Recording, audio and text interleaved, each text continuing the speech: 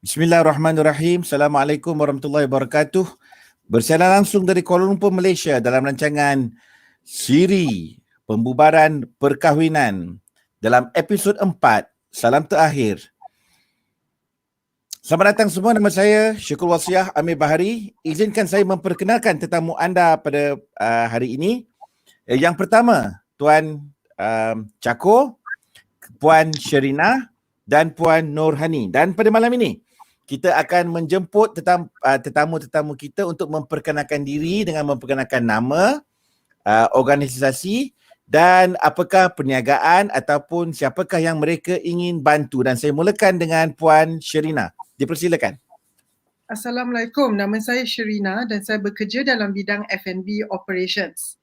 Jadi di sini kalaulah kami insya-Allah akan membuka lagi 3 ke 4 restoran dalam masa 3-4 bulan ni. Jadi kalau ada sesiapa yang ingin bekerja dalam di bahagian dapur atau front of house atau back of house, dipersilakan hantar CV kepada email saya, insya-Allah mana tahu ada rezeki. Terima kasih. Sama-sama. Dan Puan Sherina, minggu lepas ada orang actually minta nombor Puan untuk hantar resume. Ada. Saya dah berhubung dengan dia dan dia akan hantar CV dia kepada kita. Alhamdulillah. Baik. Dan seterusnya kita teruskan kepada Tuan Cako. Dipersilakan Tuan.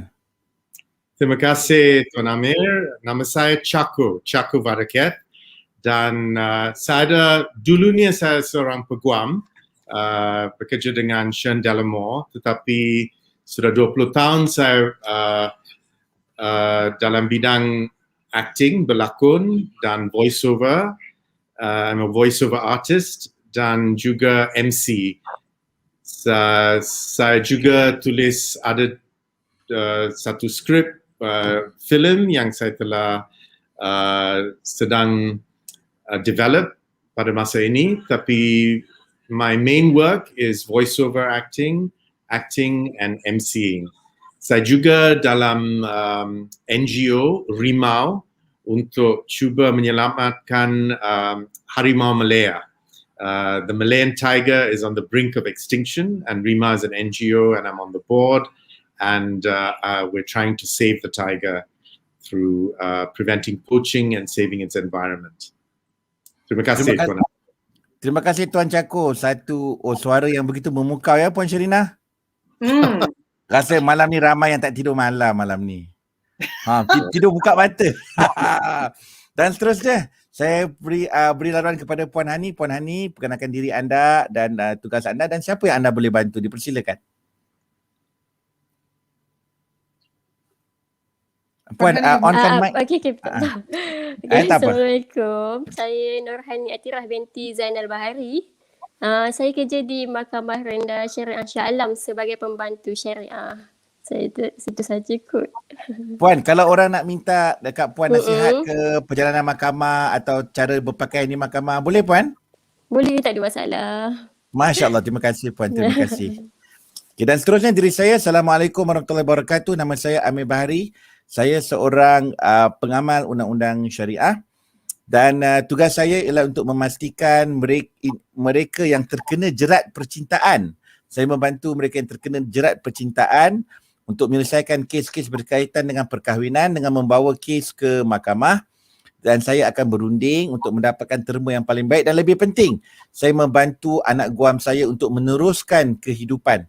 Dan pada minggu ini, tolong rujukkan saya kepada sahabat-sahabat anda yang sedang melalui kemelut perkahwinan, dan kita telah mengeluarkan satu buku asal dalam bentuk e-book, iaitu isu pembubaran perkahwinan 50 tips praktikal peguam syar'i. Satu buku yang harus dimiliki oleh pengamal undang-undang, mereka yang sedang melalui perceraian, dan kerana buku ini menerangkan secara komprehensif tentang apa yang dipatut dilakukan apabila seseorang itu melalui gerbang perceraian.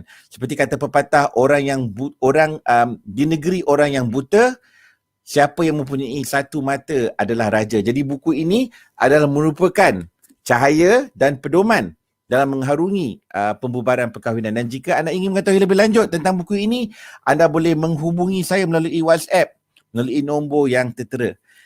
Dan pada hari ini saya ingin bertanya kepada semua yang hadir, adakah anda telah membaca skrip pada malam ini? Tuan Cako? Jalan cerita. Kita tak ada skrip kita unscripted kan? Kita ada jalan cerita. Tuan Cako sudah bersedia? Ya, sedia. Terima kasih. Puan Sherina? Sedia. Puan Hani? InsyaAllah sedia. Okey, baik. So kita akan mulakan kes. So pada hari ini kita akan mulakan dengan scene atau babak babak yang mana kita akan persidangan di mahkamah akan dimulakan. Okey, jadi hakim akan masuk dewan. Dia bunyi so hakim akan bangun, akan masuk dan semua akan berdiri dan akan tunduk kepada hakim dan hakim akan tunduk kepada semua orang. Okey, baik, dan teruskan Puan Hani.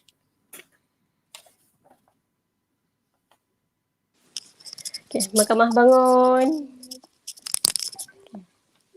Bismillahirrahmanirrahim. Assalamualaikum warahmatullahi wabarakatuh. Dalam Mahkamah Tinggi Syariah Kuala Kuali, kes pada hari ini didengar di hadapan Arif Tuan Amir Bahari dengan bilangan kes di bawah perceraian dengan kebenaran mahkamah di bawah Seksyen 47 Akta Undang-Undang Keluarga Islam Negeri Periuk Belanga. Bilangan kes 140020550590 tahun 2021. Tuntutan harta sepencarian bilangan kes 142000170231 tahun 2021. Tuntutan hadanah penjagaan anak-anak bilangan kes 142003800232 Tuntutan muta'ah bilangan kes 142001602332 dan tuntutan nafkah edah bilangan kes 142002102344 antara plaintiff Miriyem binti Ma'il Lambung dan defendant Rian Rashid Rizwan bin Tan Sri Mustafa Sofa Sogut. Mahkamah bersidang. Terima kasih Puan Hani. Baik, pihak-pihak hadir hari ini, Puan Meriyem sebagai plaintiff hadir di mahkamah pada hari ini dan Tuan Rian Rashid Rizwan. Baik. So jadi saya ingin mulakan Puan Meriyem, boleh beritahu kepada mahkamah pada hari ini apakah tuntutan puan yang pertama? Tuntutan pertama saya yang Arif ialah untuk bercerai dengan kebenaran mahkamah daripada suami saya. Baik, saya telah mendapat nota daripada pegawai suluh mengatakan dan bahawa Puan Miriyem dan Tuan Ryan telah berbincang mengenai terma-terma perceraian. Adakah benar Puan Miriyem? Benar yang Arif? Okey, baik. Tuan Cik Ryan? Ya, Yang Arif, Tuan Hakim, ini adalah permohonan oleh isteri saya, Meriyem. Saya sebenarnya tidak mahu bercerai, tetapi ini adalah keinginan dia dan saya telah bersetuju. Tapi kalau boleh, saya tidak mahu memecah belahkan keluarga saya. Anak-anak saya perlukan ayah dan tetapi isteri saya, dia insist on getting the divorce. Saya telah minta maaf atas kesilapan saya. Saya bertindak dengan I made a mistake. I wasn't thinking and I didn't think of the implications. So I don't know, Miriyem, is there any chance we can make up and try again? Yang Arif macam mana? Boleh ke? Plaintiff, Puan Miriyem? Macam Ryan macam ni, sayang tu memang sayang. Kami dah berumah tangga lebih daripada 7 tahun. Tetapi saya tak tahu sama ada saya boleh, whether I can trust you again. Because you've been doing this throughout the entire marriage. I found out by accident. If I didn't find out, you would never have told me. How can I trust you again? Itu yang masalahnya. Sama ada hati saya selamat lagi dengan suami saya. Okay. Yang kes saya Okay, begini, Mr. Ryan, Puan Miriyem, do you need time to discuss all this, or Puan Miriyem, adakah Puan betul-betul nekat untuk bercerai pada hari ini?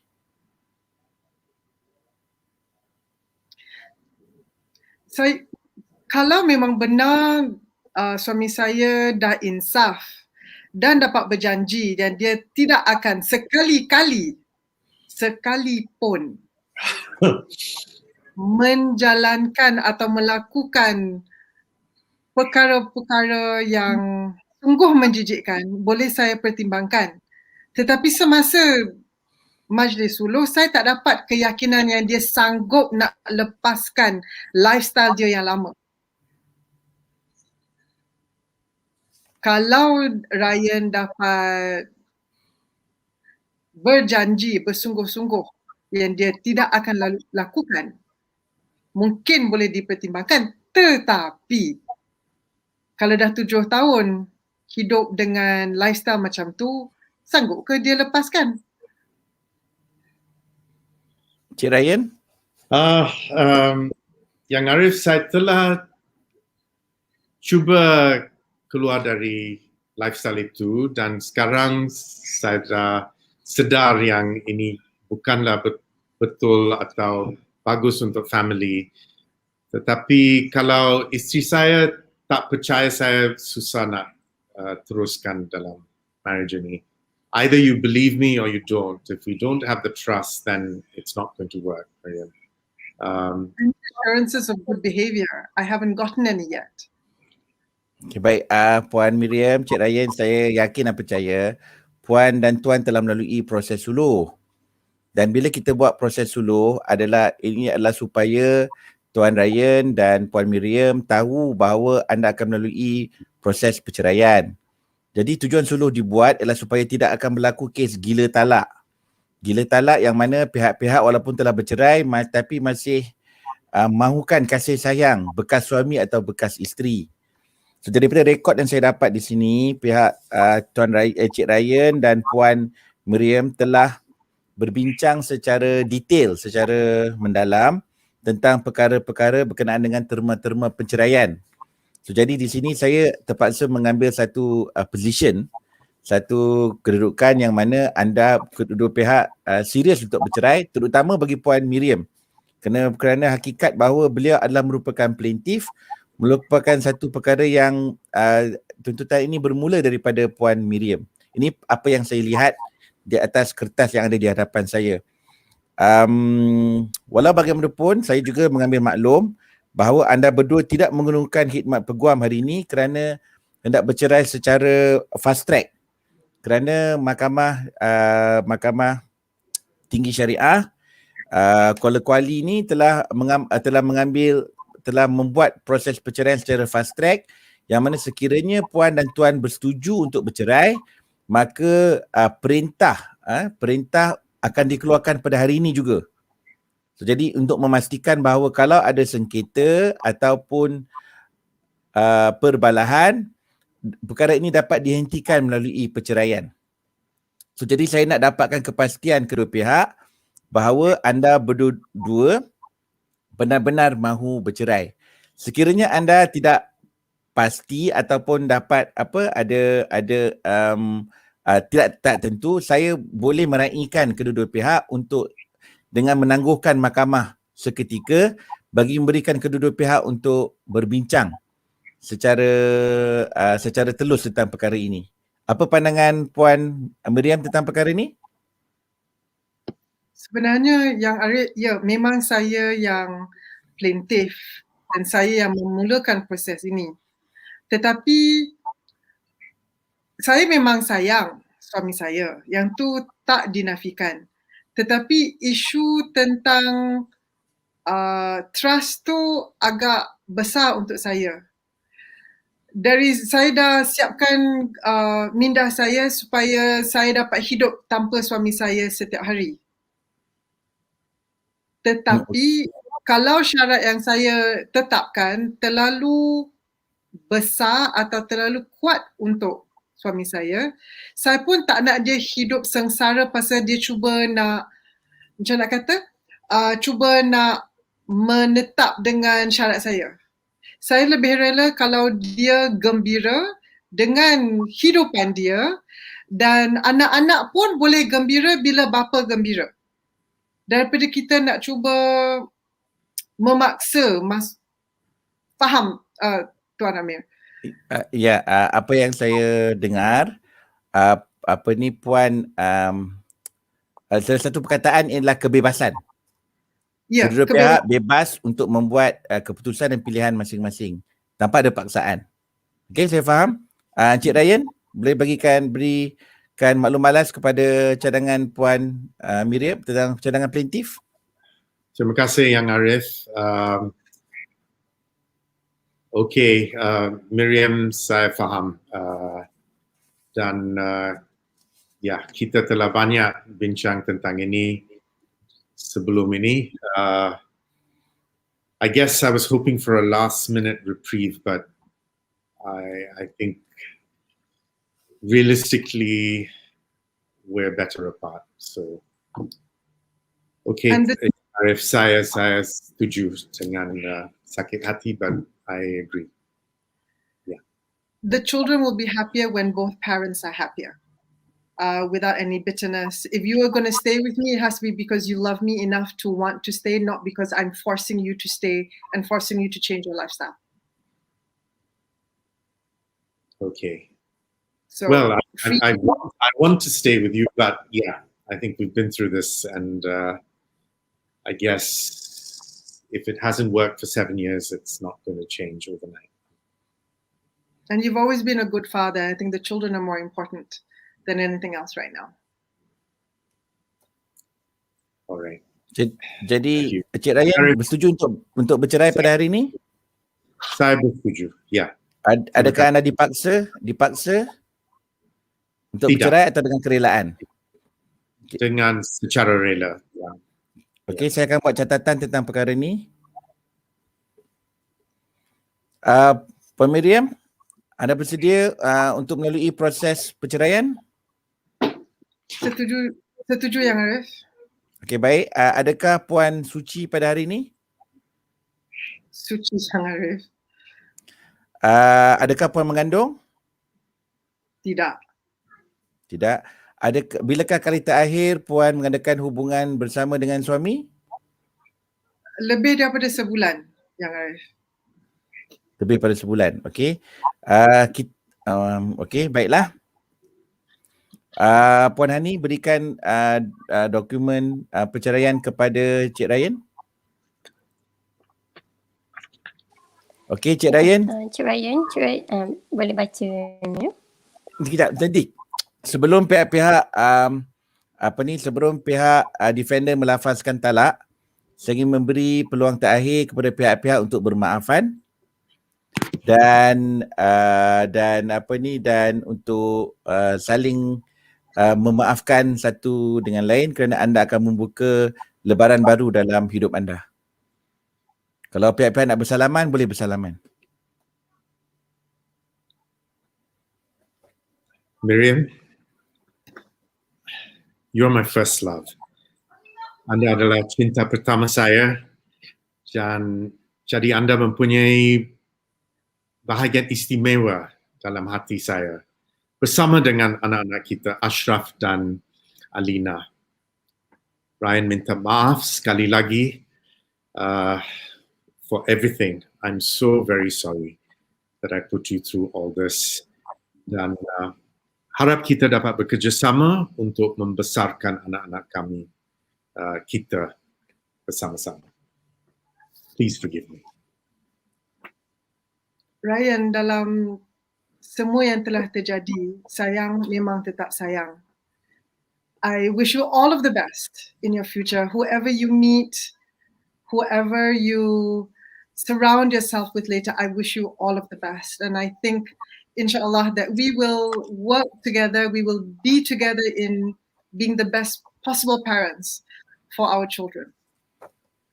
And I think that given macam mana kita sekarang berbicara, kita boleh mara ke depan dengan penuh kasih, sayang dengan penuh dengan sebagai kawan yang agak rapat, dan insyaAllah kita tengok apa akan terjadi, semua yang positif yang akan terjadi dalam masa yang depan, insyaAllah. Okay, baik. Puan Hani boleh berikan dokumen kepada pihak defendant untuk melafazkan talak? Okay, baik, Arif.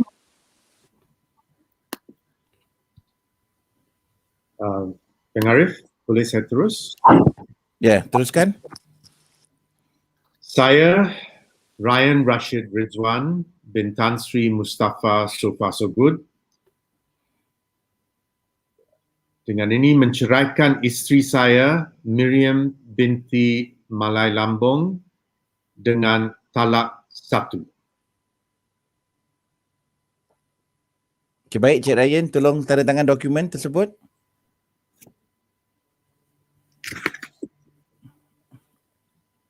Okey, Puan Miriyem, tolong tanda tangan dokumen tersebut.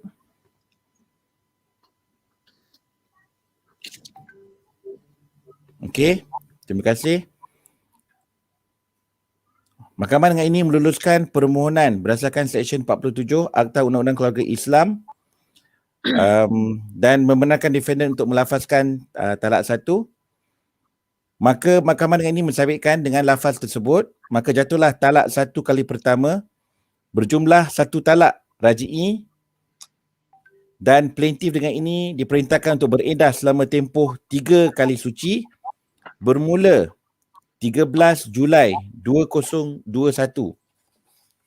Seterusnya mahkamah memerintahkan penceraian ini hendaklah didaftarkan di Pejabat Agama Islam daerah Kuali dan sijil nikah asal hendaklah dibatalkan. Sekian. Baik, seterusnya kita akan membincangkan tentang terma-terma perceraian. Baik, berdasarkan kes yang disebutkan tadi, saya telah melihat terma-terma perceraian dan saya ingin dapatkan kepastian tentang pihak-pihak. Puan Miriyem, boleh nyatakan apakah perkara yang dipersetujui tentang harta sepencarian? Dalam majlis suluh, Tuan Ryan dan saya telah bersetuju tuntutan harta pencarian sebanyak 50% kepada saya dan 50% kepada Ryan daripada semua harta yang telah diperolehi selama kami berkahwin. Kedua pihak telah membuat janji yang tiada ada harta yang disembunyikan. Okey, baik. Tentang penjagaan anak, Tuan Cik Ryan telah bersetuju perkara ini? Hak penjagaan mutlak bagi Ashraf dan Alina sehingga mereka berusia 18 tahun kepada saya sebagai ibu telah dipersetujui. Cik Ryan setuju dengan perkara berikut? Saya setuju, Yang Arif. Seterusnya tuntutan muta'ah. Puan Miriyem? Tuntutan muta'ah sebanyak 500,000 telah pun dipersetujui juga. Cik Ryan? Bersetuju? Ya. Seterusnya? Tentang nafkah iddah? Nafkah iddah yang telah dipersetujui sebanyak RM15,000 sebulan untuk setiap bulan sehingga habis tempoh iddah. Jadi 15,000 kali 3 bulan kalau mengikut head, maka semuanya berjumlah 45,000. Benarkah begitu Puan Miriyem? Benar. Cik Ryan bersetuju? Bersetuju. Seterusnya nafkah anak-anak Puan Miriyem? Nafkah anak-anak yang telah dipersetujui adalah RM5,000 setiap seorang sebulan, di mana dia akan berjumlah RM10,000 sebulan sehingga anak-anak tersebut mencapai umur 25 tahun telah dipersetujui. Bapa Tuan Ryan juga telah bersetuju untuk menanggung segala perbelanjaan pendidikan anak-anak tersebut sehingga peringkat pendidikan PhD jikalau anak-anak tersebut ingin ingin berbelajaran sampai ke tahap itu. Cik Ryan bersetuju? Ya, Yang Arif, saya bersetuju. It's a lot of money. Then we shall have to convince them to go be an entrepreneur. Yes. Have a PhD. Seterusnya Puan Miriyem. Tidak. Sorry. Tentang apartmen.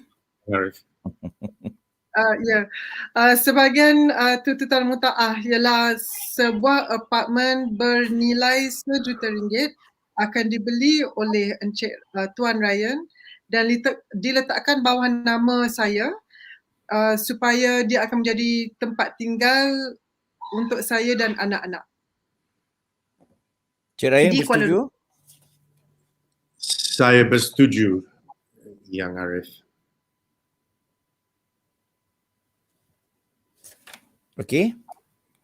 Seterusnya perkara 10 dan yang dipersetujui tentang barangan peribadi. Saya berjanji bahawa segala barangan peribadi yang milik Tuan Ryan akan dipulangkan kepada Ryan tanpa membuat sesatu salinan pun. Ini adalah janji saya kepada Ryan. Cik Ryan bersetuju? Bersetuju. Puan Miriyem, barangan peribadi ni barangan apa Puan Miriyem? Nak tak buat salinan penyebaran ni apa tu? Ini hanya adalah satu rakaman gualan Tuan Ryan dengan kawan-kawan. Oh, rakaman bualan, rakaman telefon. Tak, video pun ada tetapi ia melibatkan Tuan Ryan. Jadi ini adalah okey. Tak apalah. Saya pribadi dia. oleh kerana kedua-dua pihak bersetuju untuk bercerai secara bersama, maka mahkamah tidak akan melihat perkara ini yang lebih dalam lagi lah. Ya, kita Bersetuju. tidak perlu melihat apa-apa. Ya. Okey, baik. Agreed, right? Agreed. Absolutely. Okey, setelah meneliti semua dokumen-dokumen yang setelah meneliti semua kertas kausa, keterangan-keterangan dan hujah-hujahan, maka saya dengan ini merintahkan seperti berikut. Yang pertama, tuntutan atas pencarian sebanyak 50% kepada plaintiff dan 50% kepada defendant kepada semua harta yang diperolehi semasa perkahwinan, dan kedua-dua pihak mengaku membuat satu aku janji bahawa tiada harta yang disembunyikan. Kedua, Puan Miriyem dan Cik Ryan, saya ingin maklumkan, kalau anda membuat aku janji dan melanggar aku janji tersebut, ini adalah merupakan satu jenayah criminal breach of trust. Pecah amanah ya. So jadi buat aku janji ni adalah satu perkara yang sangat serius. Baik, yang kedua, hak penjagaan anak mutlak bagi kedua-dua anak, Ashraf dan Alina, sehingga mereka berusia 18 tahun diberikan kepada pihak plaintiff. Tuntutan mutaah kepada plaintiff sebanyak RM500,000 dipersetujui.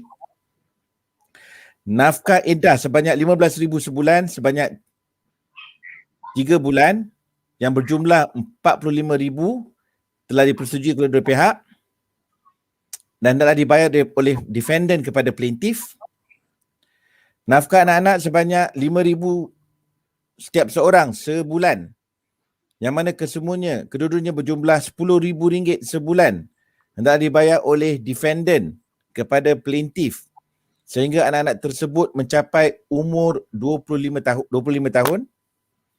Seterusnya, defendant telah bersetuju untuk membeli sebuah apartmen berharga RM1 juta dan diletakkan di bawah nama plaintiff sebagai tempat tinggal plaintiff dengan anak-anak. Kesembilan, segala perbelanjaan pendidikan anak-anak akan ditanggung oleh defendant sehingga peringkat pendidikan PhD. Dan akhir sekali, pihak plaintiff telah mengaku janji memulangkan kembali segala barangan peribadi milik defendant dan membuat aku janji tidak membuat salinan dan menyebarkan mana-mana barang peribadi milik defendant. Okey. Wallahu a'lam, kerana semua pihak telah bersetuju, maka mahkamah memerintahkan seperti berikut.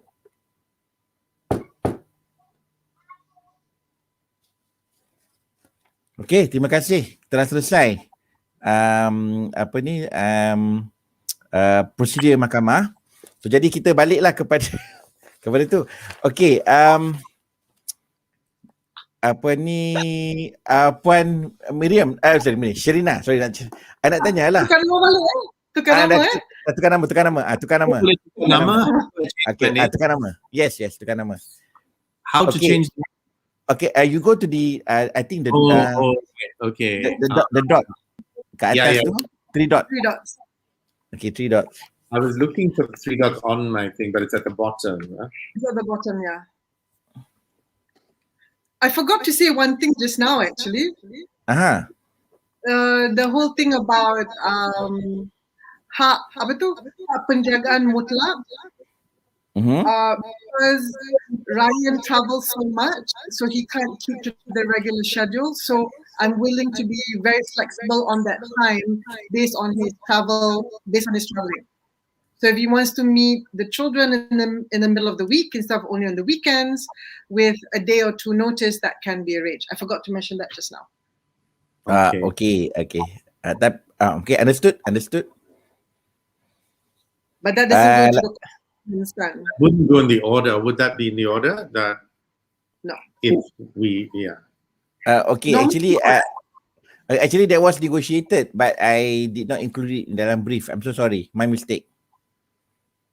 Tapi kita Selalunya tak masuk dalam surat dalam dokumen kan? perintah. Ya, dia akan masukkan. Kita akan masukkan. Oh. So jadi apa yang ada dalam tuntutan ni, kita akan jadikan ni sebagai sebahagian daripada perintah mahkamah. Okay. I think Okay. this is an example of a very easy divorce. I think there are a lot more difficult divorces out there. No, but actually All the kan, just Well, this one. You're in But court. actually- We can't. I had a knife under my throat, or you had me knife. So I had to agree. I say, "Oh my God, 1 million ringgit for the apartment, 500,000. Oh, That doesn't get you very much in KL these days. mahalnya." Tapi untuk anak sayang dan isteri yang masih disayang.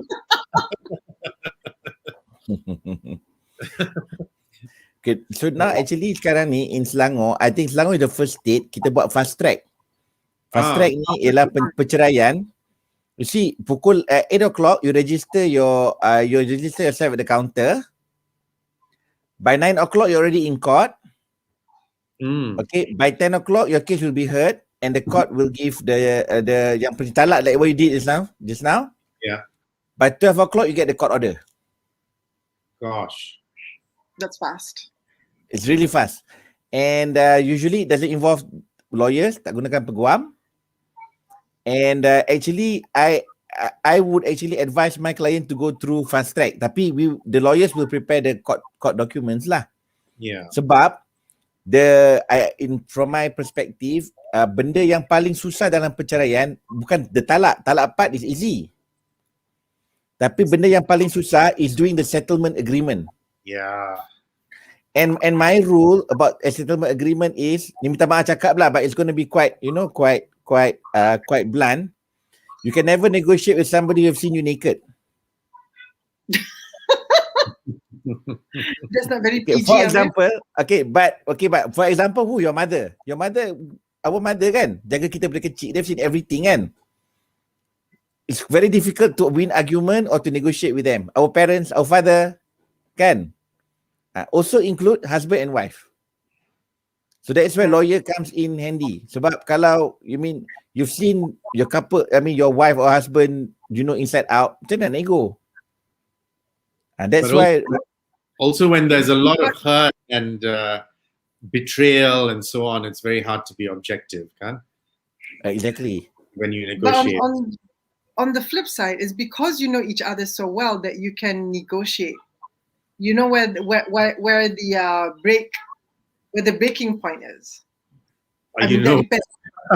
the weaknesses are, right? You know how far you can push, That you right? That usually, to be personally lah, I mean, from my personal experience, I've been divorced twice. Okay. It's always best to get a professional to do it. Because at the end of the day, kalau document tu screw up, you can always blame the lawyer.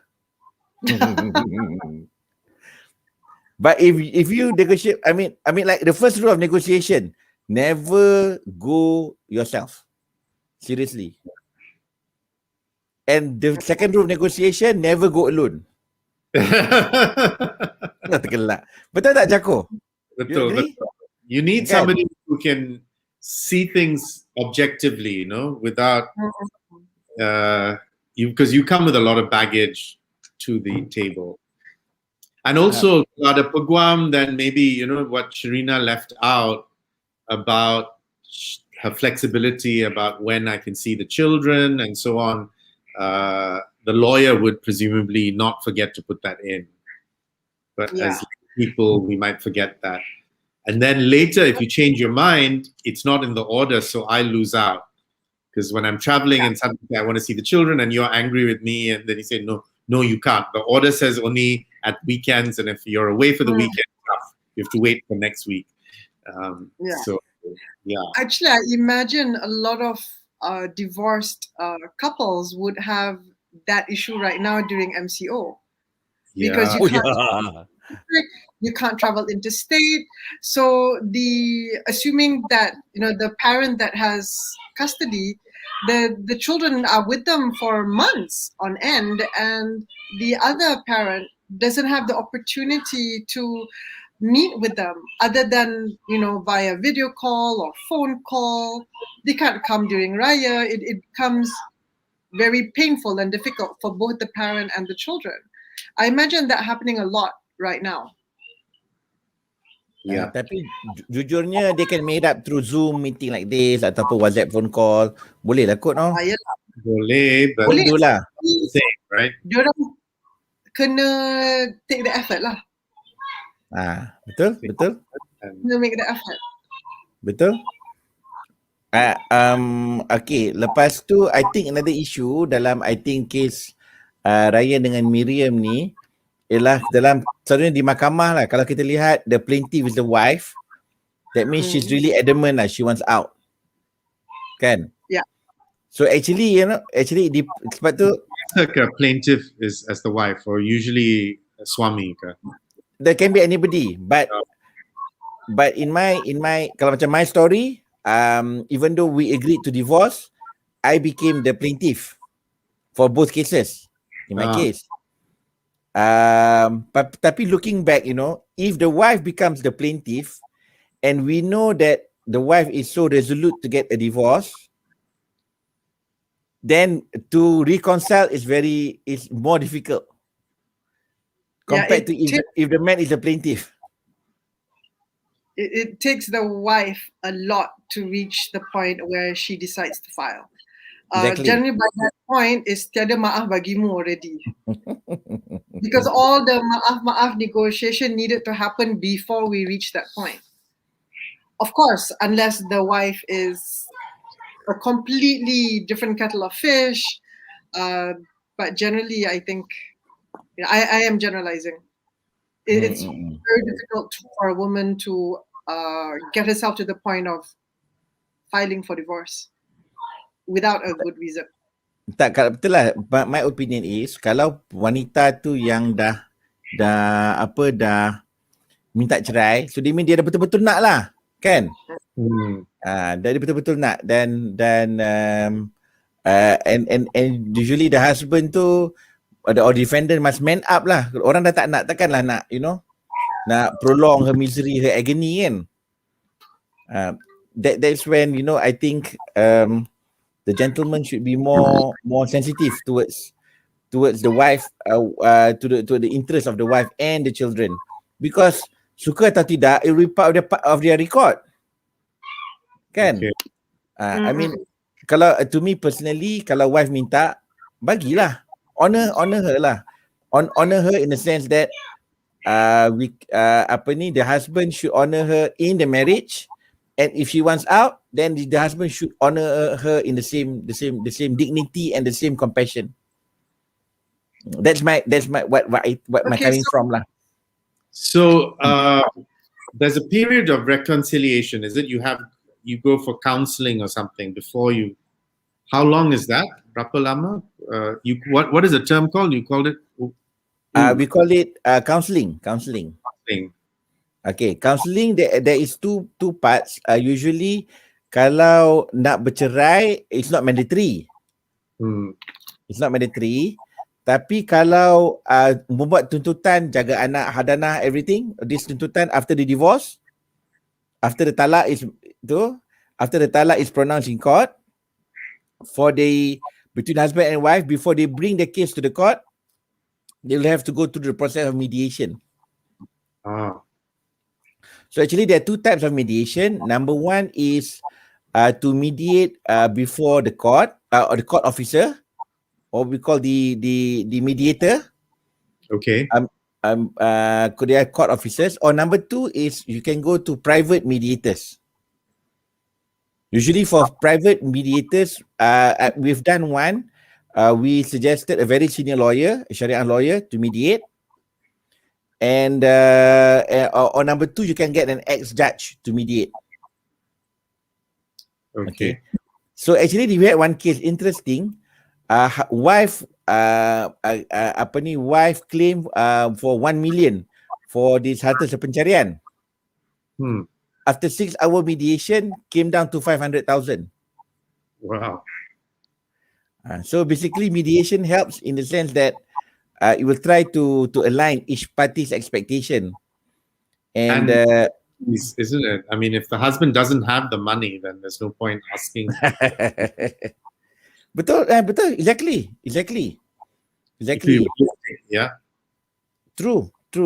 Tapi kadang-kadang itulah kadang-kadang divorce ni comes with a lot of negative energy and you know, I want to teach him a lesson, kind of like attitude. Yeah. So that make things lengthy in the Sharia court. Not to mention the black magic, white magic, David Copperfield magic. What? Oh, banyak orang terkena. Kadang-kadang nak divorce, cerai lah. Kenapa kena hantar black magic kan? Sihir, ilmu hitam, that's truly below the belt lah. Ooh, that sounds painful. I mean in the black magic is sihir ni in Islam. It is one of the big sins lah. Kita panggil cardinal sin or big sin. Okay. Because if a person dwells into it, it's like macam nak kata pada sudut Islam, dia dosa besar. It's a very big sin. Okay. So, but in the Quran, it is mentioned that cerita pasal dia panggil sihir pemisah. So there's a kind of like spell whereby husband and wife can divorce because of this spell. In the Quran, it's mentioned. I don't remember this. Sorry? How come I don't remember this? No, I think but your spell was under a magic wand and the fairy sprinkle. So you tak rasa benda ni. Tapi I've seen couples. They are like, you know, couple of the year, wedding of the year kind of situation. And actually they ended up in divorce because of the sihir pemisah ataupun black magic. But who put the black magic? Wow. Somebody who's jealous of both of them, is it? Yes. Third party lah. Third party. So very sad story lah.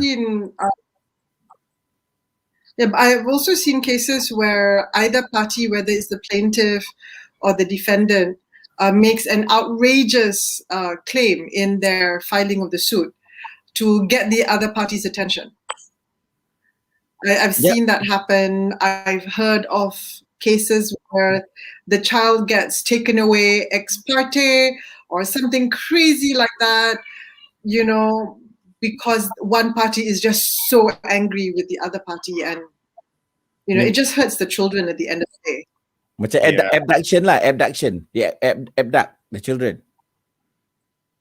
Something like that. I mean, Or they it's the thought should always be what's the best for the the court gives a court order against the other party about the children.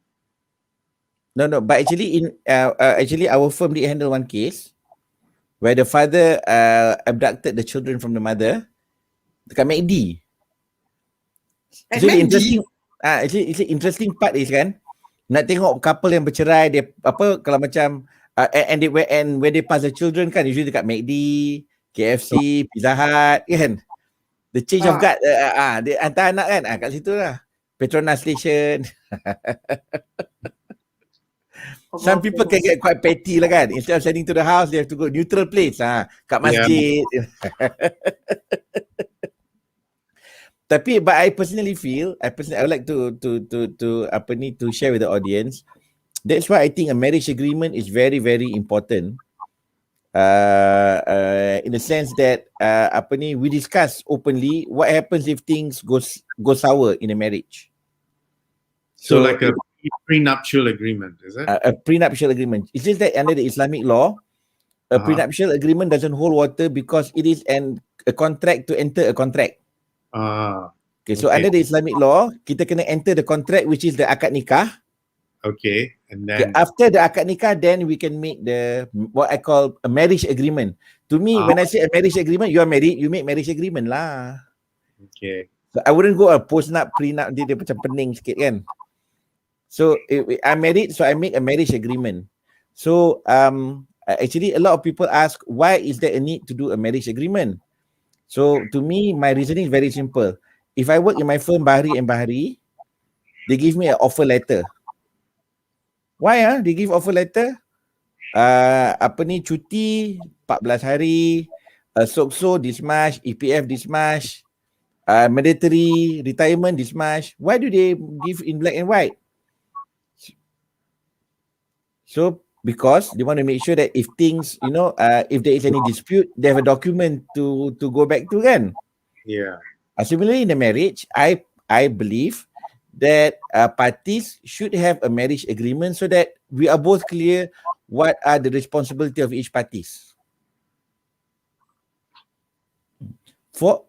Because kadang-kadang Chako, Sherina, as you know, I mean even a reminder for myself, some people marry with the intention of changing the spouse. Kan? If your eye, that is not the way you get married. ada. Ni belum orang yang kahwin, ala kahwin je lah, tak suka bercerai. I mean like what's so difficult? You like me, you marry me, you want to spend all the money, fine. The thing don't work out, don't blame me lah. You know that kind of thing? Tu I tak suka lah kalau benda-benda macam tu kan. Ataupun actually one issue in marriage yang I rasa yang very dangerous, banyak yang couples tak tahu, is mental issues. You're seeing a lot of, is it? Yep.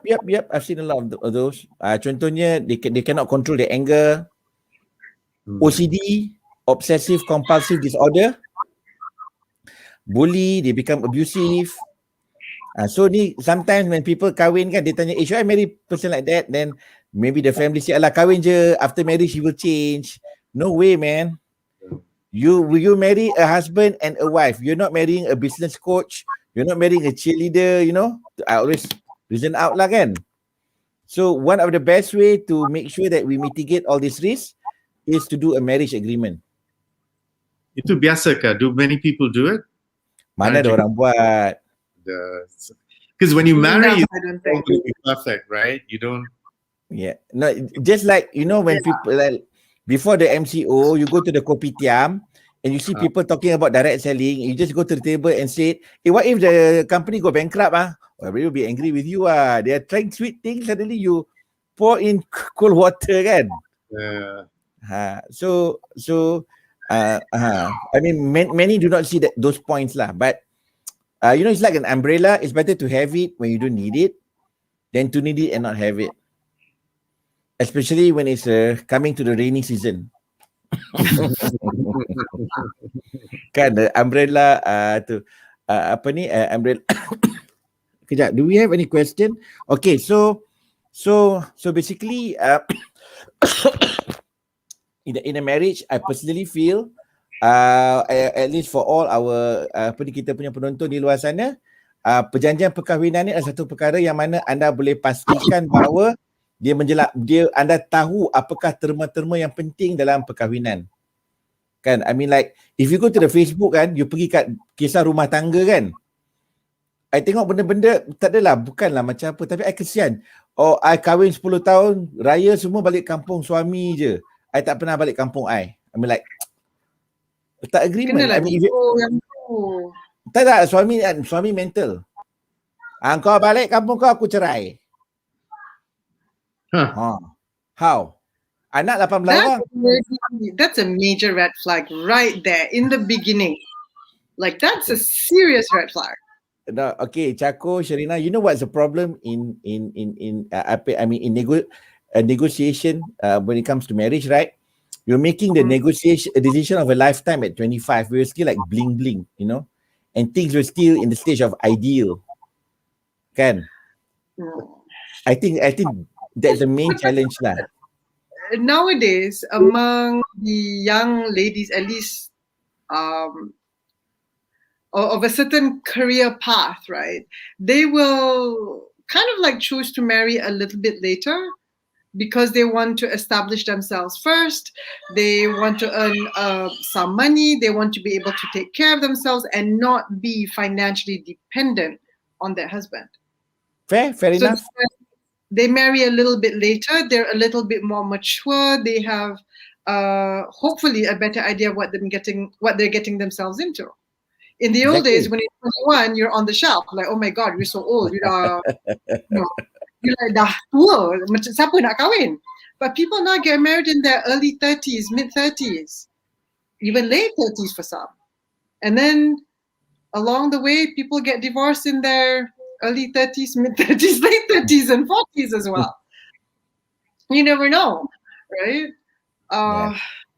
But I think red flags on those deal breakers need to be discussed before you get married. But actually, you know, I've got the marriage agreement being done by one of my students in pre-marriage course. She's a corporate lawyer. He's an entrepreneur. Well, you should have seen the kind of negotiation that they had. I thought the marriage was going to be pulled off. I mean, the way, because corporate lawyer kan, the way she negotiate was so fantastic. Wow. With all the ultimatum, all the works, kan? I thought that's it, man. I don't think this couple is going to get married, but okay, alhamdulillah, kahwin juga. So, but hopefully, you know, drafted the agreement for them, is it? Sorry, I drafted the agreement for them. Jointly. So I become like what we call the facilitator. Right. Do you know how thick is my marriage agreement? 26 pages. Oof. How come we didn't know you back then? Tapi macam inilah, to me I tengok kalau I punya marriage agreement ni, it really separate the boys from the men. Seriously. Tapi kalau lah orang nak kahwin dengan my children, kan, ni untuk penonton kan. Okay, but before I go into that, okay, let me just share with you what is the danger, the alignment that you need in a marriage. If I may ask, permission to train, boleh? Boleh tak? Because trainer ni is like a Dracula. Before they do a vampire, before they do something, they must ask permission. Achako, do I have your permission? Yes. What permission to do what? Okay, I'm going to ask you a question. What? Okay, now if you're okay, what's marriage to you in one word? Compromise. Sharina? Actually, I was going to pick that as well. There It's was okay, a lot compromise. of give and take. Compromise, okay. For me, negotiation. Now, kalau minta maaf cakap, kalau both of you are to get married, it'll be fantastic. Why? Because both of you knows that marriage is about compromise. Just a matter of alignment. But if Sharina is to marry somebody like me, dia akan makan hati. because you keep on compromising and I keep on changing the goalpost. But then, if you truly love your wife, you wouldn't keep changing the goalposts. But hey, that's what negotiator does. Sebab tu kata marriage ni kadang-kadang dia kena, as my father would put it, unconscionable bargain. Comes to a point, katalah husband corporate lawyer, wife is a housewife, and the husband's exposure to negotiation skills are more compared to the wife, so it comes to the position of unconscionable bargain. That means one party actually have the advantage to the other, to the other party. Okay. Kan? So okay, apa ni? Okay, so yep, I always tell my anak-anak in kursus kahwin, always play this one word question and listen to the answer, because actually that is the key to the whole gist of the marriage. Kan? Okay. Apa tadi last one nak cakap kat you tadi nak bagi tu? Okay, we have the marriage. Okay.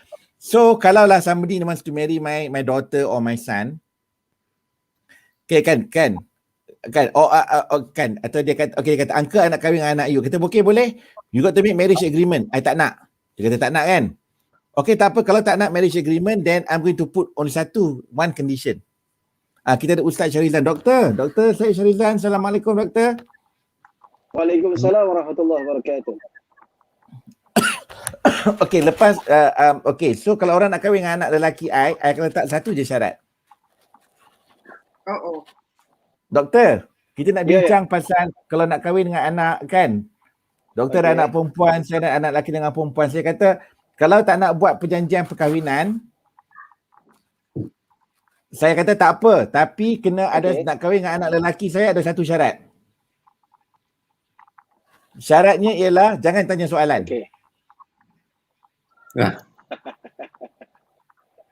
Abang nak pergi mana? Tak boleh. Siapa call tu bang? Tak boleh, haram. Abang balik pukul berapa? Haram, tak boleh. You can live with that, marry my son. Haram. Come on, let's be realistic here. Mana boleh haram?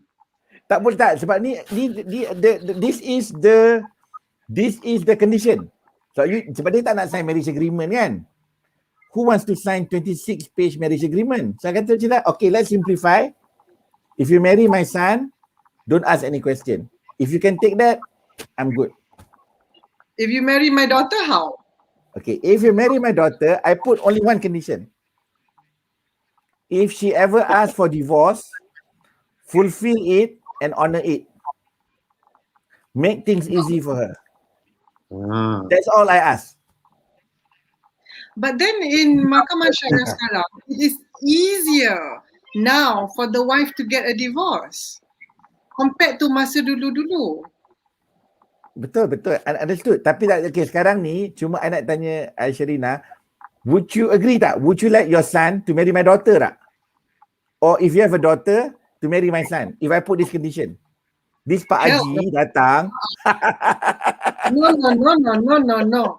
My daughter will have more self-respect than to accept a condition like that. And if he puts a condition like that, he's not the man for my daughter. Okay. But for the benefit of everybody, let me tell you why I put that condition. Is it okay? Okay. Actually kan, cerita yang tak boleh tanya soalan ni, if you look in the Quran, is the story of Khidir and Musa.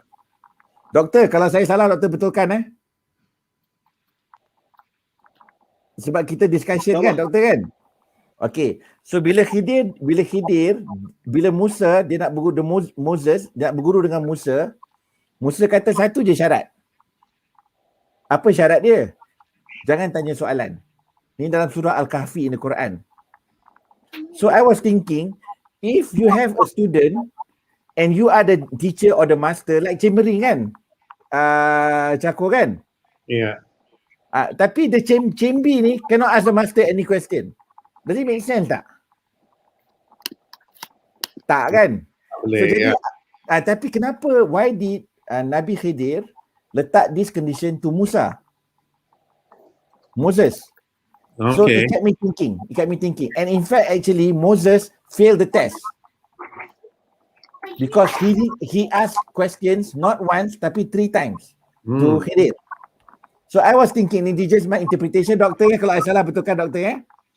Apa point yang nak cuba nak sampaikan, because actually it is against the nature of a student not to ask. So my understanding is, number one, if you want to learn, the fastest way is to ask. But if you hold your tongue, you will learn more by looking, observing and listening. And actually there is more value in that than just ask a question. Ni my opinion lah. Yeah. Number 2 is a test of loyalty. Whatever I instruct, you follow. That is the protocol of studying, of being a student. And number 3, more importantly, is to have patience. Because among the prophets, patience is one of their currency. Having the patience. Speaking Now of you know, patience, wait, Jacko, now you know why I've been divorced twice? Amir, because we have been friends. A, because I failed to answer the question. B, I didn't give a satisfactory answer. C, why did you ask a question where you're not supposed to? D, all of the above. Amir, Okay, as long as Zina. we have been friends, there are some things that we will definitely agree to disagree. Exactly. Tak apa, that's marriage. Yeah. Okay, But so okay, teruskan. on another note, minta maaf, the children be waiting very patiently for me to get them into bed. I need to excuse myself. I will Okay, see you boleh. guys around. Okay, Chaco, if you like to stay, you're most welcome. I'll If stay you have to for a leave, I bit, will understand. I might just leave. I won't Okay, interrupt. okay, any point of time you can. Okay, so Okay. bersama kita Dr. Syed Syarizad. Doktor, malam ni nak jemput doktor, nak bincang, nak minta pandangan doktor. Bila orang cakap pasal bercerai ni kan, Quran kata dia kena at-talaqu maratan. Talak ni 2 kali. Fa imsakum bi ma'ruf atau tasrihun bi ihsan. Lepas tu ambilkan cara yang baik, ma'ruf, ataupun lepaskan cara ihsan. Ihsan ni compassion. Boleh tak doktor tolong jelaskan kepada penonton di luar sana, apakah maksud ihsan dalam perceraian ni? Bismillahirrahmanirrahim. Alhamdulillahirabbil alamin wassalatu wassalamu ala asyrafil anbiya wal mursalin wa ala alihi wasallam. Assalamualaikum warahmatullahi wabarakatuh. Terima kasih kepada Tuan Amir Bahari atas peluang dan jemputan pada malam ini. Thanks for the invitation and peluang yang diberikan. Jadi cerita tentang ihsan dalam penceraian, dalam perkahwinan ini, ihsan ni iaitu kita melalui penceraian itu berdasarkan kaedah yang telah ditetapkan oleh syarak. Dalam Al-Quran Allah Subhanahu wa taala sebutlah, wa idza talaqtumun nisaa fabalagna ajalahunna. Apabila kamu ceraikan isteri, ya, dan apabila sampai iddahnya, tiba sampai iddahnya, maka Allah kata fa'amsikuhunna bima'ruf atau sarrihuhunna bima'ruf. Sama ada rujuk balik, rujuk cara baik. Maksudnya ihsan ni bima'ruf. Maksudnya kita rujuk cara baik, cara berhikmah, cara yang kata orang tu penuh dengan ihsan, belas kasihan, bukan paksaan, bukan dalam keadaan macam zaman dulu. Kalau dulu masyarakat jahiliah, mereka ceraikan isteri dia dengan apa, untuk menganiayakan isteri. So bila nak habis iddah, mereka rujuk balik, lepas tu cerai balik, rujuk balik. So isteri tu terseksa, bergantung tak bertanding. Maka sebab itulah hikmahnya Allah Subhanahu wa taala turunkan talak 2 kali saja. Kali ketiga dah habis dah, talak sarih, yang mana bayin tak boleh kecuali kalau sudah berlaku, kalau isteri tu berkahwin lain dan bercerai, ya, maka barulah boleh rujuk balik. Kalau tidak, menjadi barang permainan dan menjadi barang gurauan oleh masyarakat Arab lelaki pada zaman ketika itu. Maka Allah kata bila dah sampai habis ataupun hampir habis iddah tu, maka nak rujuk balik, rujuk dengan cara baik. Rujuk untuk memang nak ambil dia sebagai isteri balik. Yang bergaduh tu kita discuss balik, lupakan yang keruh ataupun buangkan yang keruh, ambil yang jernih. Bukan merujuk untuk memberi kemudaratan, ataupun memang dah tak ada keselarian dan tak ada jalan yang terbaik untuk kekal ya, wasat au sarrihuhunna bima'ruf, lepaskan mereka cara baik. Cara baik macam mana? Cara baik bukan ada dak penganiayaan. Kalau dia ada anak, ya jangan biarkan dia seorang-seorang tanggung anak itu, padahal walaupun dah bercerai macam mana sekalipun, tanggungjawab nafkah anak itu tetap pada bekas suami itu. Ya, dan Allah Subhanahu wa taala mengatakan wala tumsikuhunna diraran lita'tadu. Dan jangan pula kamu rujuk di balik untuk memberi kemudaratan. Patut rujuk tu tujuan untuk berbaik semula. Kalau bergaduh ke, kalau dalam keadaan krisis ke, dilupakan krisis itu, duduk dalam keadaan harmoni semula. Bukan untuk diraran, untuk memberi kemudaratan kepada si suami dan isteri itu sendiri. Lita'tadu, untuk kamu menganiaya. Tidak. Maka di sini biihsan ini sama ada kita nak rujuk isteri yang kita dah bercerai itu dengan cara baik. Bukan menyakiti. Sama ada fizikal ataupun spiritual ataupun mental. Kadang-kadang dia ceraikan isteri itu dia dalam tempoh iddah ataupun dirujuk balik dalam keadaan dia torture ataupun bukan saja yalah mungkin dari segi sudut fizikal ya, tapi dari segi sudut mental pun ada juga gangguan. Maksudnya ini sama sekali bukan ihsan. Bukan seperti mana yang dianjurkan oleh Islam, bahkan dilarang oleh Islam itu sendiri. Wallahu a'lam.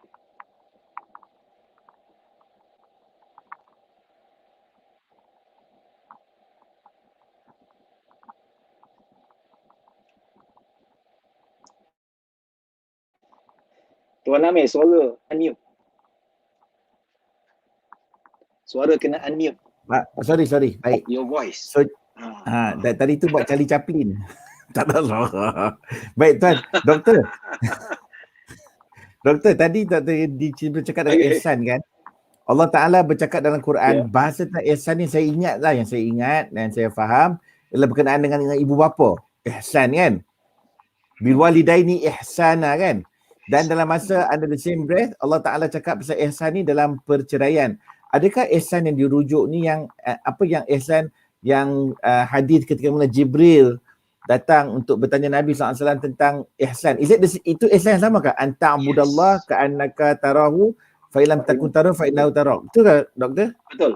Maksudnya ihsan tu mahwal ihsan anta'budallah ka'annaka tarahu fa'illam takun tarahu fa'innallaha yaraka. Maksudnya ihsan di sini kita lakukan tugas, kita lakukan tanggungjawab sehabis baik. Maksudnya tanggungjawab tu kita lakukan sebaik mungkin. Itu maksudnya ihsan. Contoh, ya. Kenapa kita kata seolah-olah kita bekerja ataupun kita beribadah, kita nampak Allah. Ataupun Allah melihat kita. Sebagai contohlah, saya ni pekerja dan majikan saya Tuan Amir Bahari. Saya masuk office, duduk dekat meja, sebelah saya Encik Amir. Duduk tengok saya buat kerja. So agak-agak dapat bayangkan tak? Bagaimana dahsyatnya produktiviti kerja saya masa tu. Pasal apa? Sebab ada bos. Stres kan, tapi kerja boleh siap, betul tak? Betul. Patut kerja tu deadline 3 hari nak kena siap, 3 jam dah siap sebab bos kat sebelah. Jadi kita nak tunjukkan kerja yang kita lakukan tu memang betul-betul berkualiti. Sama itu juga lah dalam konsep kita ibadah, seolah-olah Allah lihat kita. So bila kita dapat bayangkan, kita dapat menghayati situasi seperti ini, insya-Allah ibadah kita sangat berkualiti. Kita akan menghayati ibadah dengan betul-betul penghayatan. Sama jugalah dalam erti perkahwinan. Kita seolah-olah hidup ni menjaga anak orang. Kita dah nikah seseorang itu, kita jaga dia. Kita laksanakan amanah. Dan setiap gerak-geri kita, menjaga isteri kita, anak kita, Allah tengok kita. Kalau itu kita dapat hayati, insya-Allah tidak ada suami yang langgar tanggungjawab. Kalau ada betul-betul konsep ihsan yang mana dia melihat, Allah sentiasa melihat tanggungjawab yang dilaksanakan, tidak akan ada isteri yang melanggar tanggungjawabnya ataupun mengabaikan hak suaminya. Jadi itu maksudnya ihsan. Ihsan tu do the best. Maksudnya sekualiti mungkin, sebaik mungkin, memenuhi kehendak piawaian SOP yang sebenar. Kerana apa? Sebab kita tahu bos kita tengok kita. Allah Subhanahu Wa Taala tengok kita. Itu. Allahu Akbar. Doktor, tapi kata kita dah buat sebaik mungkin kan? Cuba sebaik mungkin dan cuba sebaik mungkin, tapi tiba jadi mana mungkin salimu tetangga. Macam mana tu doktor? Yalah, kita manusia ni dia ada kelemahan. Dan musim PKP ni kan, musim PKP ni Tuan Amir sendiri tahulah keadaan perceraian semakin tinggi. Ya, bahkan lebih teruk lagi kalau tengok keganasan rumah tangga, ya. Baru-baru ni kami dekat pejabat mufti ni ada dapat aduan, ya.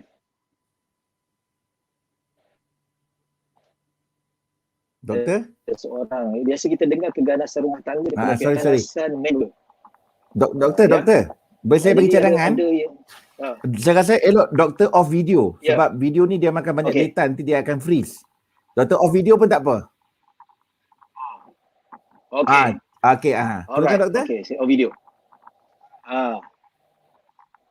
Okey, ada aduan yang dia kata cerita tentang apa Keganasan rumah tangga. tentang PKP, cerai dalam masa PKP. keganasan rumah tangga lah kan. PKP kan, cerai masa PKP ni.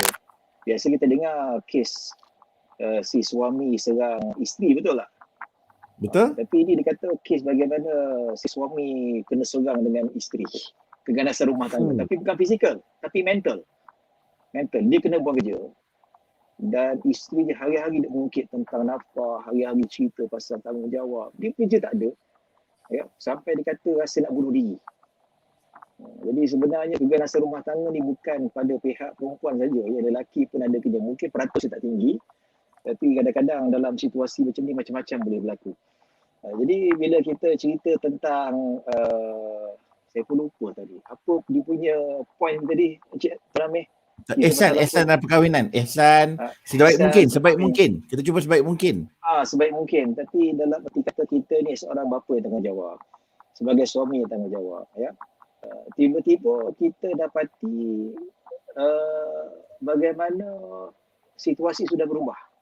Biasanya dia seorang bapa yang mampu, suami yang mampu, tiba-tiba tak mampu, kena buang kerja.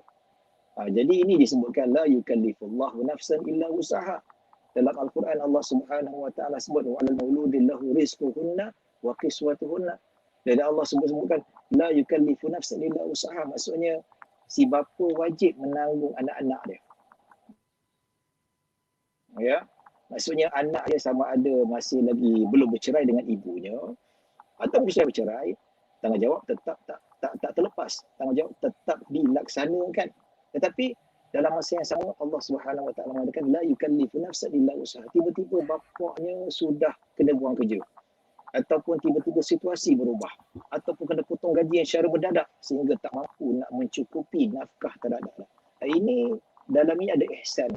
Ada ihsannya, maksudnya tidaklah kesalahan itu dibebankan kepada suami sebab kemampuan itu bukan daripada kehendaknya sendiri. Tetapi keadaan takdir Allah Subhanahu wa taala, suasana keadaan menyebabkan dia berlaku seperti itu. Wallahu a'lam. Doktor, tapi minta maaf doktor, nak menyocok sikit boleh doktor? Silakan. Tapi kalau isteri kata abang macam ni lah bang, cakap direct lah. Kan tak late dulu cakap, kalau abang tak bagi nafkah 3 bulan turut-turut, dia dua, satu tak late lagi satu fasakh. Kalau tak silap saya, kalau tak late lepas akad nikah tu 4 bulan tak bagi nafkah pada isteri, maka kena isteri pergi report membuat aduan di mahkamah, dan mahkamah sabit, mahkamah mendapati bahawa aduan isteri itu adalah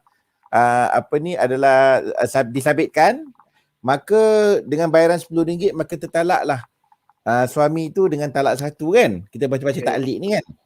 So maksudnya di sini zaman PKP ni sebenarnya betul lah doktor cakap, ihsan tu patut ada antara suami isteri kan. Tapi kalau dapat setengah jenis yang kalau kata dah janji kena buat. Jenis yang tak boleh nego. Macam mana tu doktor? Ya. Jadi ni kalau kita tengok, ya, memang tanggungjawab suami. Tapi kita kena ingat ya, sekejap saya nak apa ni. Ada beberapa yang saya nak sharekan dekat sini. Boleh silakan doktor, silakan.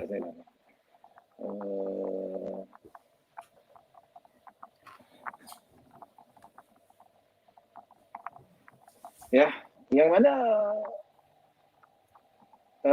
kita lihat dalam Al-Quran, firman Allah Subhanahu wa taala dalam surah Al-Baqarah ayat 233. Ya. Allah Subhanahu wa taala sebut wa 'alal mauludi lahu rizquhunna wa kiswatuhunna bil ma'ruf. Maksudnya anak-anak ni bapa kena bagi nafkah. yang telah Allah Subhanahu Wa Taala kata. Nafkah tu ada juga yang salah faham. Nafkah ni keperluan. Maksudnya sekolah dia, makan dia, minum dia, itu. Tak ada sampai nafkah tu nak kena beli iPhone 12, nak kena beli iPad, tak ada. Dia untuk makan dan minum. Tapi kadang-kadang ada kes tu yang si isteri minta nafkah pada suami, benda yang tak masuk akal. Sedangkan nafkah tu asasi saja. Baik, ini asas, dia kena bagi makan. Sekolah dia, belanja sekolah dia, buku dia, pakaian sekolah dia, tambang pergi sekolah, ini semua di bawah tanggungan suami walaupun dah bercerai sekalipun. Namun Allah Subhanahu Wa Taala sebut dalam Al-Quran yang mana disebutkan la tukallafu nafsun illa wus'aha. Maksudnya Allah sebutkan dalam ayat tu si bapa ni memang itu tanggungjawab dia, tetapi dalam masa yang sama jikalau bapa tu tak mampu, memang dia tak ada kerja, memang tak ada pendapatan, bahkan bapa tu minta zakat, dapat zakat pun tak cukup untuk dia seorang sendiri, maka di sini dikecualikan. Kalau dikatakan si suami masih tuntut, isteri masih tuntut, dia kata abang tak ada kerja, dah kena buang kerja, habis semua dah kena buang kerja, habis tak ada apa-apa lagi, nak bagi nafkah tak mampu, memang tak mampu, bukan sengaja tak bagi tu. Nampak tu. So kat sini kita bawa ke mahkamah dah, biar mahkamah settle kan, mahkamah tentukan. Sebab apa dalam elemen undang-undang keluarga Islam, kalau suami itu meninggal dunia ataupun sesuami atau bapa tak mampu untuk tangguh, maka ada ahli waris yang akan dipertanggungjawabkan oleh mahkamah. Jadi di sini tak berlaku lah kalau ikut undang-undang mahkamah. Kalau cerita pasal ni, saya rasa Tuan Amir lebih faham lah kan. Kalau 4 bulan tu maksudnya tak bagi nafkah secara sengaja, sedangkan dia mampu bergaji, ada duit, tapi memang sengaja tak bagi nafkah kat isteri dia. Tak bagi nafkah pada anak. Ini memang layaknya dia jatuhlah talak tu, talak taklik tu kan. Tetapi dalam masa yang sama, bila kita sebut tentang memang tak mampu, saya rasa dia tidak masuk dalam klausa yang talak taklik tu. Ada perbincangan lanjut dekat mahkamah. Wallahu a'lam. Sebab apa? Ala kulli hal dalam surah Al-Baqarah ayat 233 menceritakan tentang peruntukan hukum lain kalau suami memang tak mampu. Yang mampu itu kewajipan tidak boleh diabaikan, tidak boleh ditinggalkan. Tapi kalau tak mampu, Allah kata la tukallafu nafsun illa usaha. Dah tak mampu nak buat macam mana, so biar mahkamah yang settlekan. Wallahu a'lam. Baik. Tapi dalam kes ini kalau lah isteri bawa kes ke mahkamah, suami ni patut bagi kerjasama lah doktor kan. Tak boleh lah sebab dah tak mampu, tak pergi mahkamah, hakim panggil, tak datang mahkamah pun. Tak termasuk dalam konsep ihsan doktor kan? Doktor setuju tak doktor? Itu dah panggil mahkamah, itu menzalimi. Lebih kan? Itu menzalimi. Itu menzalimi orang lain, menyusahkan orang, bukan menyusahkan si isteri saja, menyusahkan hakim. Betul. Menyusahkan apa peguam. Peguam kena spend duit minyak tol, lepas tu yang tol minyak tu bukan peguam bayar, klien yang bayar. Betul doktor. Kan? Lepas tu hakim datang lagi banyak kes, patutnya masa tu digunakan untuk selesaikan masalah lain, tertangguh, buang masa. Sebab apa? Dia tak datang. Ini satu tanggungjawab yang tak boleh dimaafkan. Satu pelanggaran terhadap orang lain. Betul. Ini bukan ihsan. Ini bukan ihsan nama dia. Wallahu Okey doktor nak tanya sikit doktor. Jangan marah tapi nak tanya boleh no? Saya nak sebab ni tak ada dalam skrip tapi nak tanya juga. Pandangan doktor lah, nak kahwin ni elok dah buat agreement, perjanjian perkahwinan. Okey ni, tapi sebelum doktor jawab soalan tu, saya punya asas adalah seperti berikut. Bila kita kahwin dengan isteri kita, lepas akad nikah kita akan baca taklid, betul? Dan taklid itu adalah perjanjian perkahwinan, betul tak? Tadi kata kalau hang kat aku kahwin dengan hang, kalau aku tak bagi makan 4 bulan, tak bagi duit atau aku pukul hang pergi mahkamah kata okey benda ni betul, sabit, hang bayar RM10, cerai. So ini boleh tak saya kata satu bentuk perjanjian? Ya. Okey baik, sekarang ni saya sebagai perjanjian lah ni kan, dikira perjanjian lah kan? Sebab ini adalah termaktub dalam undang-undang. Bila akad nikah dia kena baca taklid kan? Tak baca taklid, nikah sah juga tapi tak dapat sijil lah. Okey baik. So soalan saya ialah, bolehkah skop benda nak dipersetujui ini diperluaskan dengan satu perjanjian perkahwinan? Minta pandangan doktor. Perjanjian. Ulama berselisih pendapat tentang perjanjian sebelum berkahwin. Contohnya lah kan, perempuan letak janji pada lelaki. Awak nak kahwin dengan saya, awak tak boleh poligami. Di sini ulama berselisih pendapat. Setahu saya mazhab Syafi'i tak boleh, tak sah. Perjanjian macam tu kalau dijanji pun tapi perjanjian tu tidak boleh diguna pakai. Ada sebagian ulama kata boleh dalam hal ini. Tapi itulah saya tak tahu sejauh mana pengamalan undang-undang perjanjian yang dibenarkan. Ya. Cuma dalam arti kata. Tapi kita ambil benda yang kata mungkin tu benda yang kita panggil benda yang exceptional, benda yang orang kata benda yang special sikit lah kan. Pengecualian dan sebagainya. Tapi secara asal contohnya bila awak kahwin dengan saya, nafkah saya akan bagi tiap-tiap bulan, suami kata. Kalau lepas kahwin, raya kita berselang. Setahun kampung saya, setahun kampung awak. Kalau dapat anak, bila anak sebab awak bekerja, saya bekerja, kita tanggung anak 50-50. Contoh kan. Lepas tu bersetuju, lepas kahwin 10% daripada wang kita akan simpan dalam satu tabung. Kalau kita berkelahi contohnya dan kita tak dapat tak dapat kata putus, kita akan rujuk kepada 3 pegawai agama di JAKIM untuk memberikan keputusan. Itu benda macam itulah doktor. Doktor rasa benda tu okey tak kalau nak buat perjanjian? Perjanjian, tapi perjanjian yang melibatkan tanggungjawab, nafkah, itu tak perlu janji, itu memang tanggungjawab. Maksudnya perjanjian tu boleh kalau ada orang nikah tak bagi nafkah doktor. Sebelum kahwin skrip A, lepas kahwin skrip B. Ada spesies tu doktor. Bagi saya janji tak janji bab nafkah kita ambil contoh lah kan. Dia tetap sebagai satu janji. Kita janji tak janji itu sebagai tanggungjawab. Tanggungjawab tak perlu kepada janji. Maksudnya kalau dia tak letak janji sekalipun, bawa ke mahkamah, si lelaki tetap kalah. Sebab apa tidak ada keuzuran untuk gugur daripadanya tanggungjawab untuk memberi nafkah. Jadi bagi saya tak ada point kalau kita kata awak dah kahwin dengan saya, awak kena nafkah saya. Itu bukan janji sebab apa nafkah tu memang tanggungjawab. Kecuali kalau suami kan. Jadi dia kalau nak buat janji tu macam janji itulah, janji macam taklik. Taklik je. Sebab apa? Taklik ni hak suami. Betul tak? Tak boleh paksa. Tapi kalau suami setuju untuk perjanjian itu boleh lah. Sebab apa? Untuk menjaga kemaslahatan. Nampak tak? Okey, baik. Kan taklik tu kalau aku tak bagi nafkah pada isteri aku selama 4 bulan, maka itu bukan kewajipan. Ya, tapi itu hak suami nak bagi taklik. Walaupun tak digalakkan, tapi ini dibolehkan atas perjanjian sebab apa? Untuk menjaga kemaslahatan. Ini satu perjanjian yang bagus. Perjanjian yang saya rasa perlu diteruskan ya untuk menambah baik kualiti hidup antara suami dan isteri. Wallahualam. So kalau perjanjian contohnya kalau kahwin setuju raya selang kampung. Tahun 2021 kampung suami, 2022 kampung isteri. Boleh tak macam tu? Kita masuk perjanjian. Ya kalau ikut sebagian pendapat ulama kata boleh sah aja. Ya. Perjanjian seperti itu boleh saja berlaku. Ya. Tapi kalau perjanjian itu berlaku, ya, katakanlah pelanggaran dilanggar ataupun perjanjian tidak dimeterai, dia tidak menjejaskan nikah kahwin. Kahwin tetap sah dan tidak berlaku perceraian. Cuma di situ dari segi sudut tanggungjawab berdosa. Kalau dia langgar janji tu, kata tahun ni patut raya rumah mak mertua, dia pergi juga bawa mak dia. Jadi tak memberi kesan kepada nikah cerai, tapi berdosa pada suami lah. Ataupun isteri pula mungkin janji. Tapi itulah.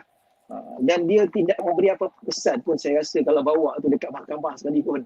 Bawa mahkamah pun hakim kata, kes ni buat apa kau nak bawa pergi mahkamah? Nak bincang apa? Nak balik kampung. Janji tu apa semua tu masing-masing dosa tanggung Allah. Pada Allah Subhanahu Wa Taala. Kan? Itulah doktor. Betul saya setuju dengan doktor. Saya setuju dengan doktor. Sebenarnya roh perjanjian yang bila kami sediakan, nanti saya bagi doktor satu sampel perjanjian perkahwinan yang saya buat. Tapi secara dasarnya perjanjian ni sebenarnya kita ada letak satu, kita panggil satu clause yang sangat penting lah. Dan yang mana saya boleh berkongsi, yang mana kalau isteri tu nak bercerai, dia akan bercerai secara taklik.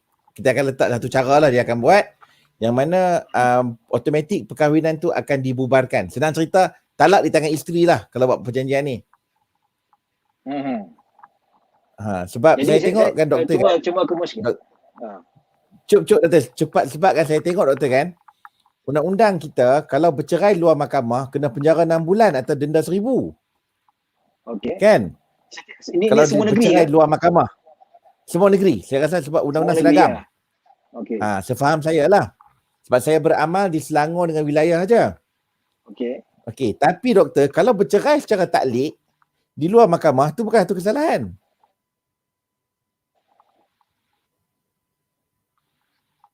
Saya kalau saya salah tolong betulkan. Tapi saya pelik juga bila tengok sebab saya tengok kesalahan penalti kan.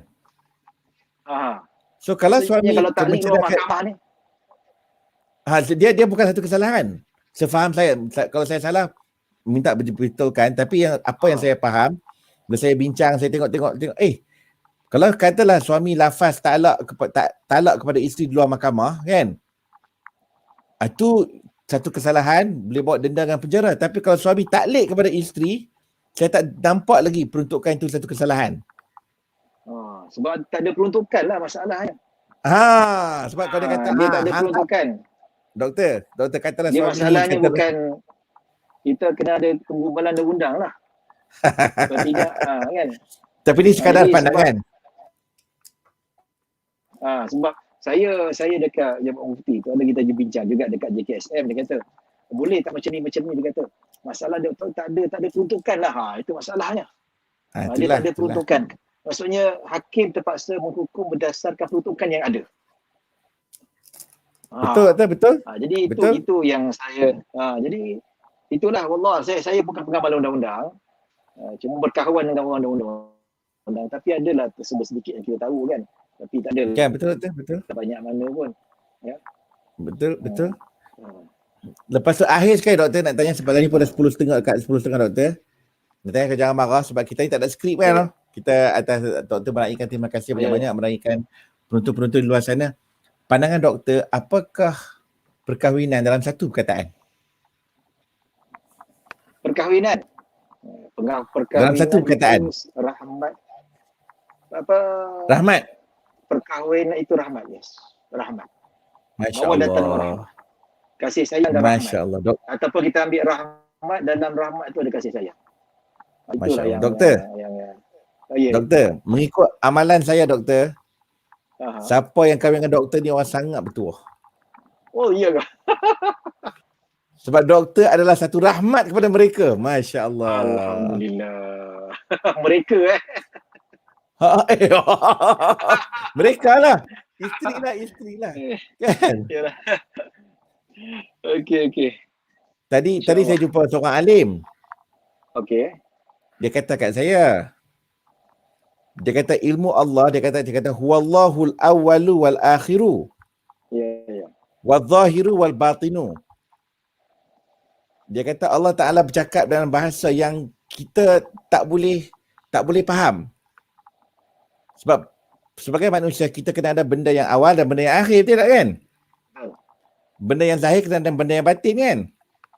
Tapi Allah tak ada ayat tu dia kata semua orang kalau itu benda yang Al-Quran cerita ni di luar jangkauan manusia. Kan?